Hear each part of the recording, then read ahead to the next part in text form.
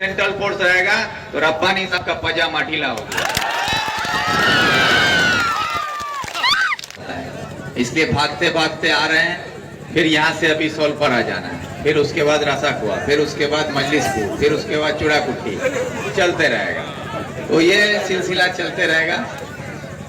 तो अभी जो चुनाव का माहौल है, हम आप लोगों से सिर्फ इंतजा करने आए हैं कि मेरी माँ बहन, बड़े बुजुर्ग, नौजवान साथियों से कि आप लोगों के सामने हमारी पार्टी कांग्रेस की तरफ से जो पंचायत समिति और जिला में जो हमारे उम्मीदवार हैं, उन उम्मीदवारों को कांग्रेस के चुनाव निशान हाथ छाप पर वोट देकर आप लोग कामयाब करें, इसकी अपील हम करते हैं।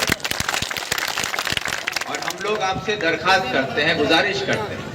लेकिन दूसरी तरफ हम ये भी देख रहे हैं, जब हम पूरे इलाके में घूम रहे हैं, ग्वालपोखर में या और भी दूसरे इस्लामपुर में, करंदगी में, चकलिया में, चारों तरफ जब हम जा रहे हैं तो ये देख रहे हैं कि जिन लोगों को हम लोगों ने वोट देकर एमएलए बनाया, फिर वो मंत्री बन गए, सरकार बन गई, मुख्यमंत्री बन गई, आज आवाम का वोट लेकर हमारे एमएलए साहब जो मंत्री बने हुए हैं, आज उनको आवाम पर भरोसा नहीं। आज सरकार आवाम पर भरोसा नहीं करती, हमारी माँ बहनों पर भरोसा नहीं करती। सरकार आज भरोसा कर रही है पुलिस प्रशासन और गुंडा पर। आज पुलिस प्रशासन और गुंडे के ताकत से पंचायत दखल करना चाहती है। उसको आवाम का वोट नहीं चाहिए, वो पुलिस प्रशासन को लेके पंचायत दखल करना चाहती है। पहले पुलिस प्रशासन और गुंडे के दम पर क्या बोलता था, धमकी देता था ग्वालपोखर में आप लोगों को कि बूथ दखल करे लो, वोट दुआ नहीं दूं, घर से निकलवा नहीं दूं, बोलता था कि नहीं, कि बूथ में जाने नहीं देंगे। अब जब से सुना है परसों रात से कि अब सेंट्रल फोर्स आ गया है, हर बूथ में सेंट्रल फोर्स रहेगा, तो रब्बानी साहब का पजामा ढीला होगा। क्योंकि हम लोग को तो पहले पता नहीं था कि वोट में बक्सा भी लूटा जाता है, बूथ भी दखल हो जाता है, गुंडा बदमाश मिलके पब्लिक को वोट देने नहीं देता। ऐसा तो हम लोग के इलाके में नहीं होता था। हम लोग अमन और चैन के साथ सबको अपना वोट देते थे। लेकिन 2018 में हम लोग देखे तो देख के थोड़ा हम लोग भी सीख गए हैं, होशियार हो गए हैं। इसलिए अब ग्वालपोखर का आवाम तैयार हो गया है। अब ग्वालपोखर में कुछ महीने पहले यही रब्बानी साहब बोलते थे कि 14 का 14 पंचायत में इलेक्शन नहीं होगा, सब में सिलेक्शन होगा, क्योंकि यहाँ पर सब पूरा ग्वालपोखर नगर तृणमूल है, यहाँ कोई विरोधी है ही नहीं, कौन इलेक्शन लड़ेगा। आज 9 महीना पहले हम कांग्रेस में ज्वाइन किए थे। 9 महीना पहले जब हम कांग्रेस ज्वाइन किए थे तो यही गुलाम रब्बानी साहब मीडिया में आके बोले थे कि कांग्रेस मरा हुआ पार्टी, और विक्टर एक मरा हुआ पार्टी में गया है तो विक्टर के पास क्या है, वो एक हारा हुआ एमएलए है, उसका कोई पावर नहीं है। और मेरे पास पंचायत है, समिति है, जिला है, सरकार है, मुख्यमंत्री है।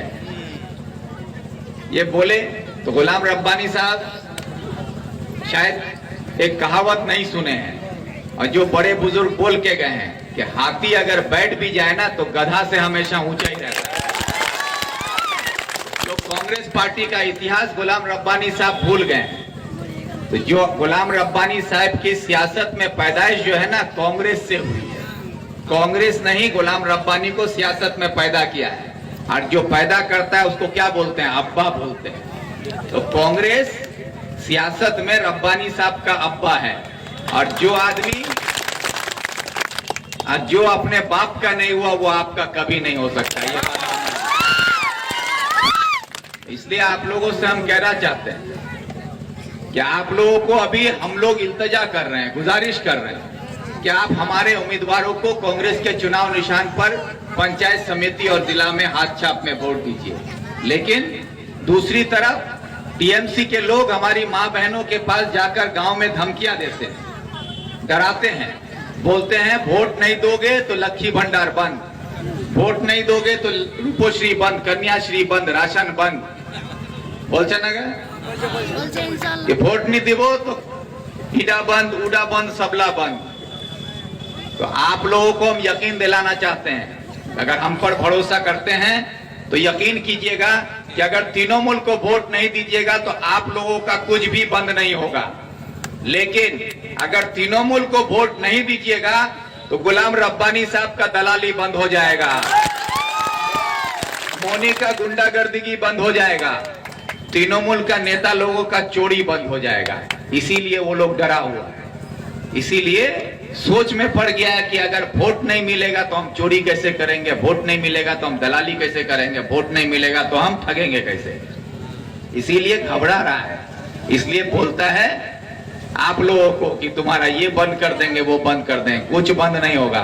और बोखलाहाट में देखिए मंत्री का भाई, हमारे इलाके में हमारे घर का ही नौजवान लोग जो सरकारी नौकरी के तौर पर आज सिविक वॉलंटियर का काम करता है, वो कौन है? हमारा ही भाई है, हमारा ही भतीजा है, हमारा ही बेटा है, हमारे ही समाज में से है।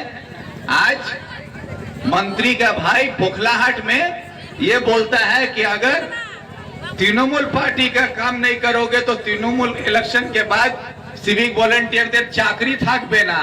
अरे चाकरी सरकार का है, ससुराल का नहीं तुम्हारा कि तुमको टैक्स ले लोगे।